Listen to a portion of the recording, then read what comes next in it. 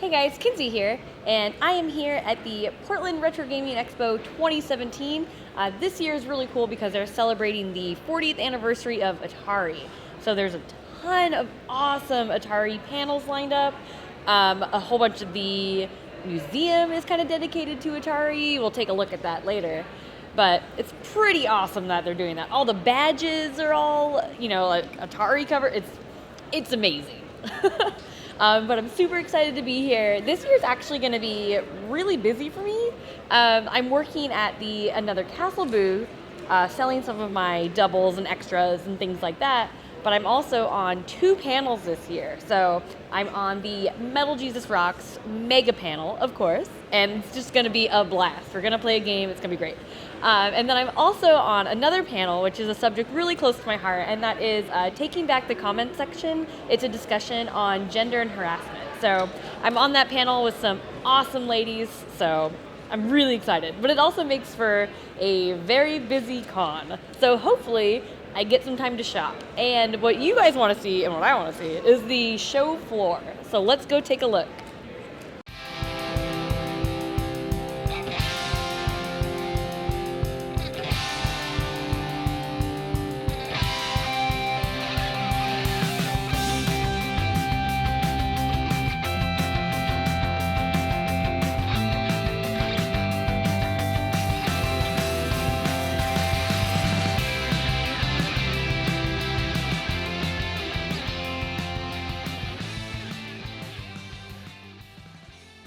Here it is, the Portland Retro Gaming Expo 2017.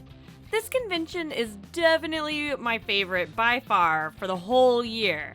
There's so many vendors now, and there's typically a fantastic mix of stuff.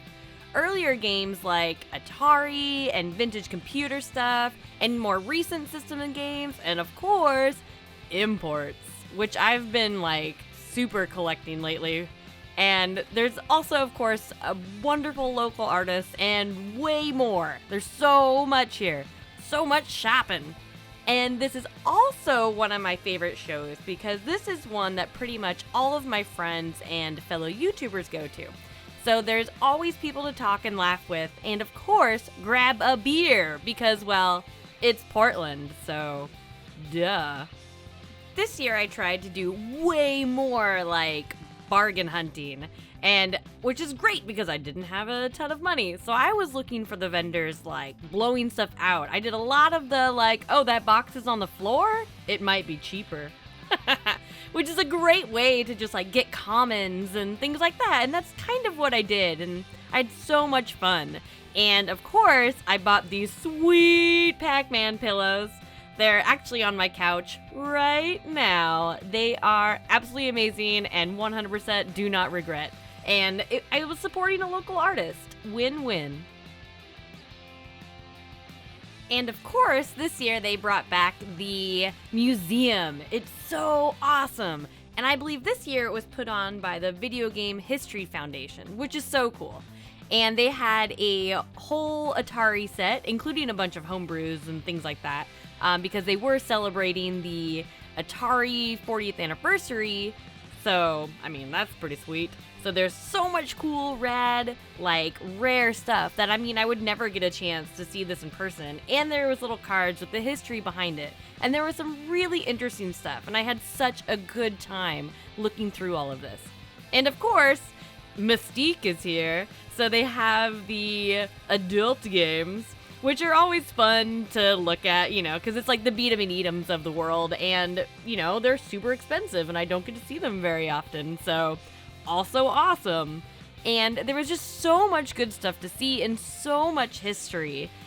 They also had a bunch of retail interactive units here, and I think these are so rad. This is one thing I've always wanted to collect, but, it's a space issue, and a lot of them are really expensive now, so whoop. I guess that's not gonna happen anytime soon. But they just had so much to offer at Portland Retro Gaming Expo.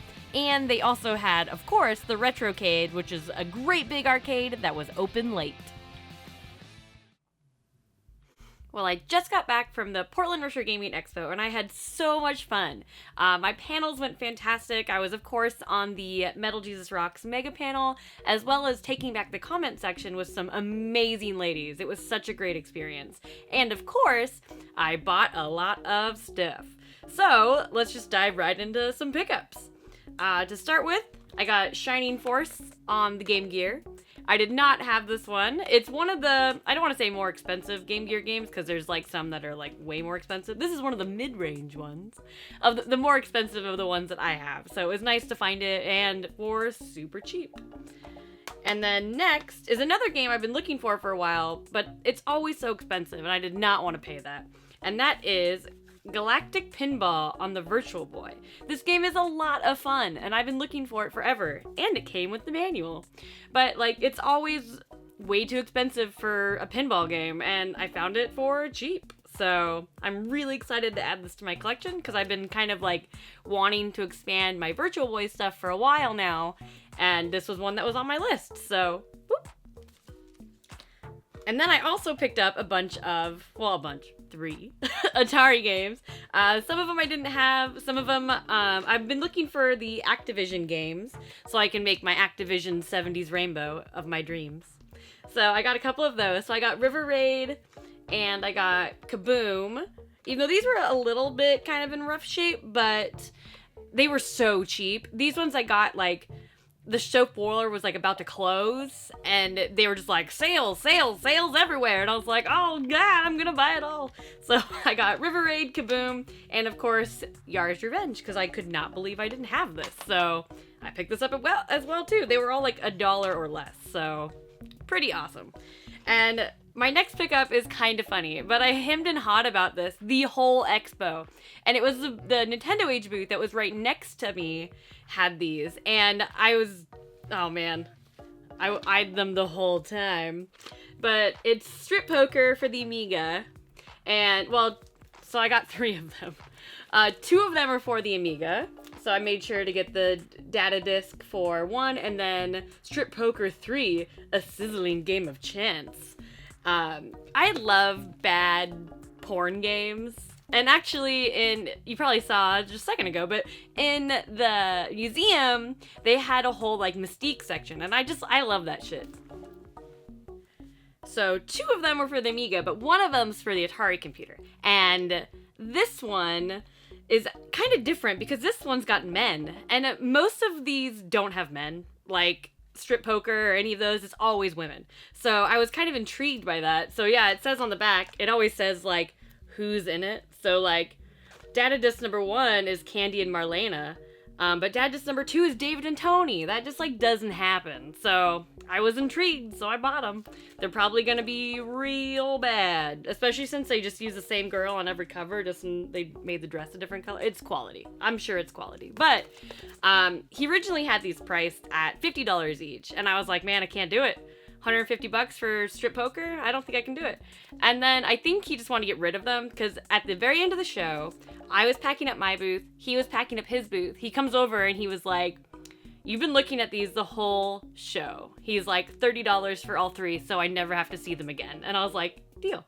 $30 for all 3, that sounds perfect. Much better than $150, so deal. And, okay, so if you've seen my videos before, you know that I like to pair them with beers. So I have selected quite a few beers to be smattered throughout some pickups. And this is going to be the first one.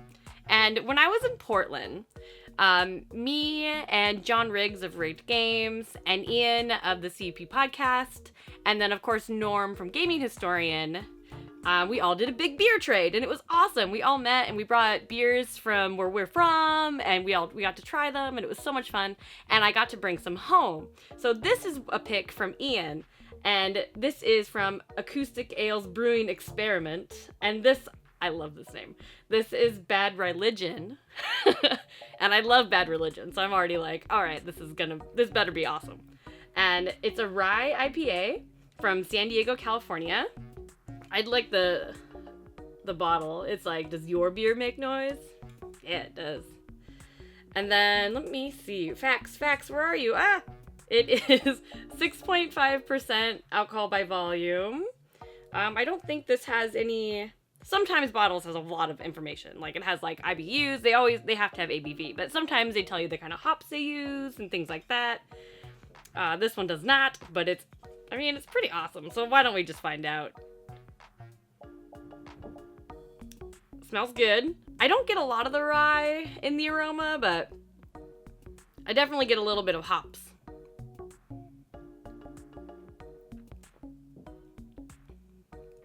That's pretty good. Now I taste the rye. And I just really like rye IPAs. They have like that, I keep saying they have that rye taste. And people are like, what does rye taste like? I don't know, it's kind of more like, has a little bit more of an IPA with kind of more malty notes and weedy notes and things like that, but it's very good. Good choice, Ian. And I would like to, since this has like, you know, the Bad Religion link to it, since it's called Acoustic Ales, I would love to see what else they have. If they, you know, this is like a theme of theirs. They do stuff after bands. That'd be so cool. All right. That's good. More pickups.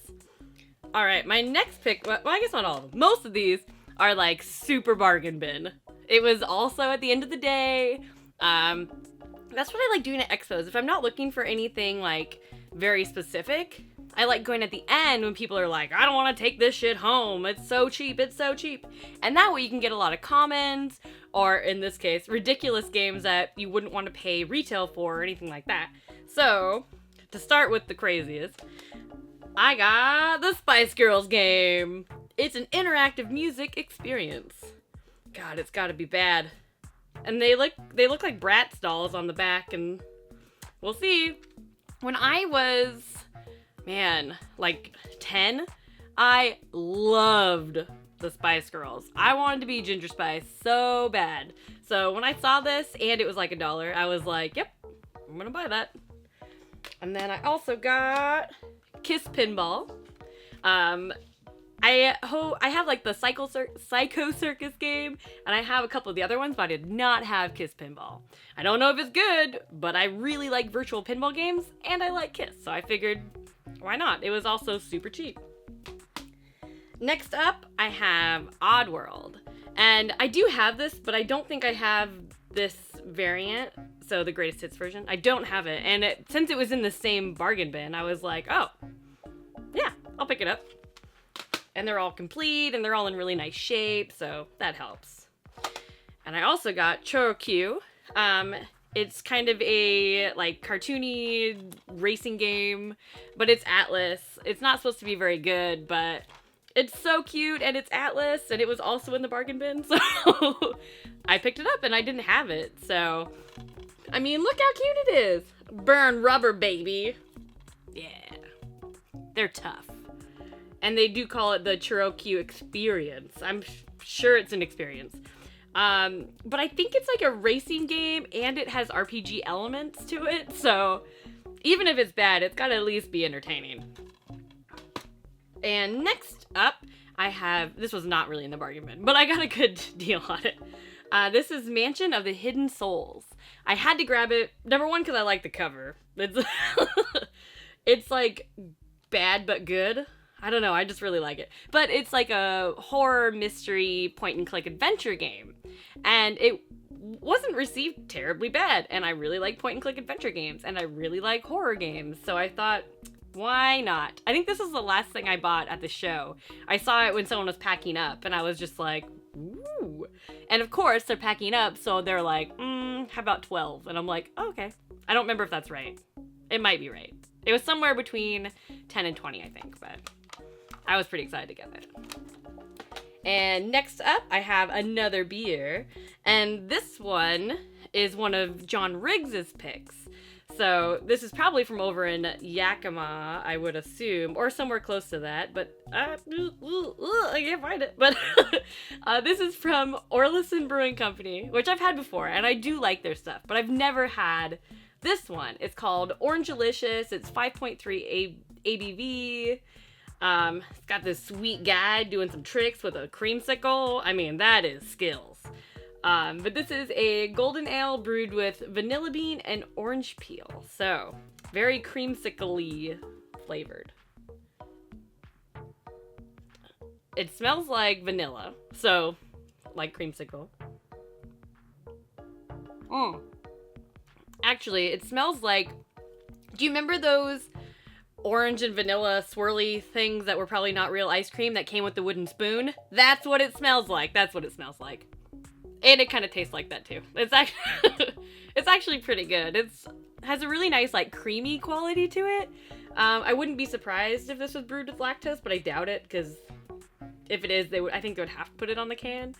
But either way, it's good. It does taste like one of those things you get in like kindergarten or preschool, the orange cream ice cream things.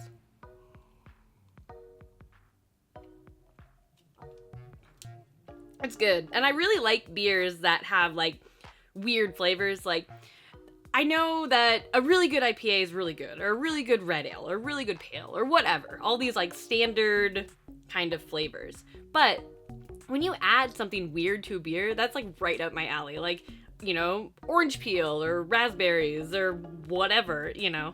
That's just, it always makes it stand out in my brain, and I'm like, yep, that's what I want.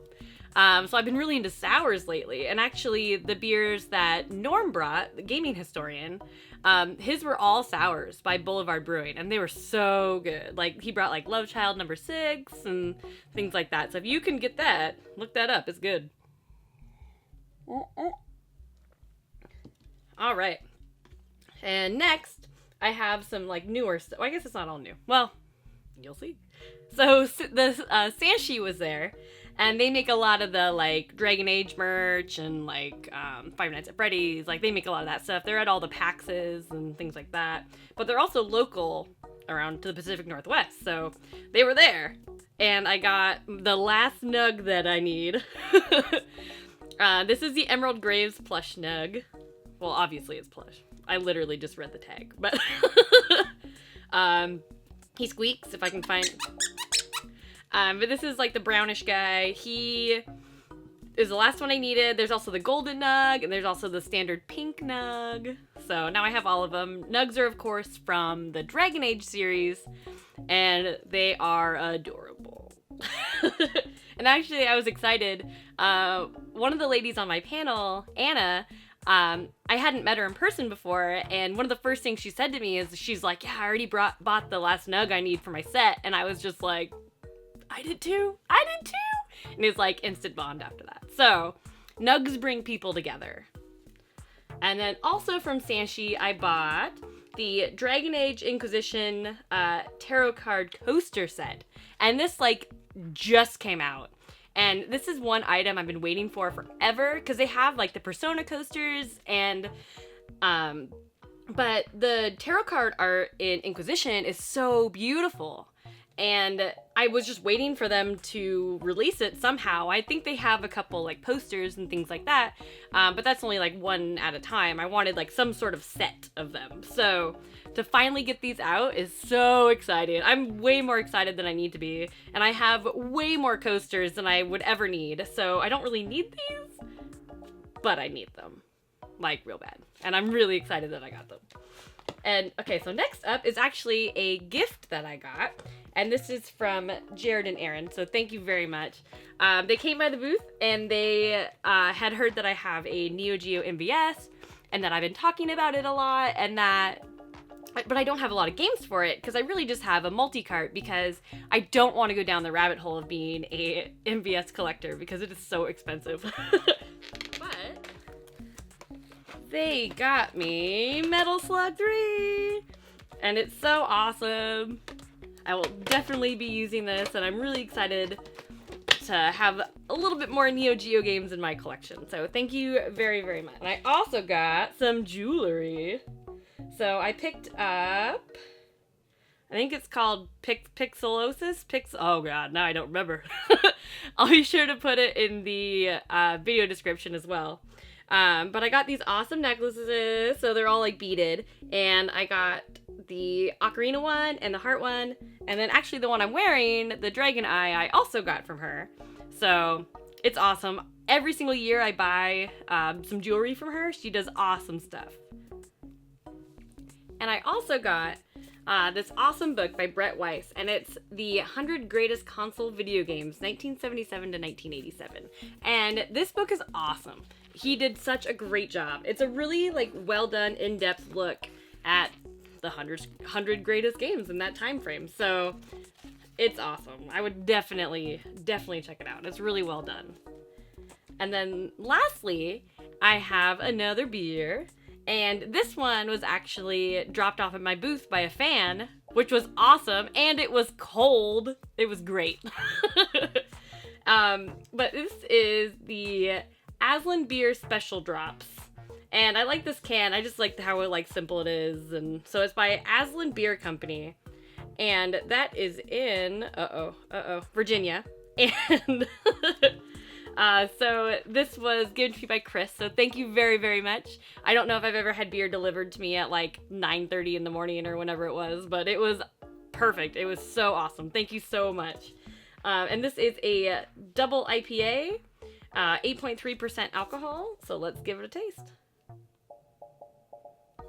And I'm sure I've actually had this once before, but when I had it, it was obviously not on the show floor, and it had warmed up a little bit, so it was still pretty good then, but IPAs definitely need to be enjoyed cold. It smells very good. It smells very hop forward.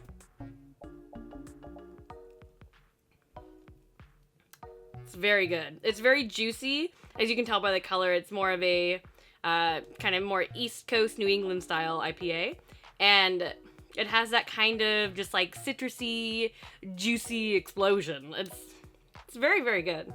Definitely better than when I had it when it was warm.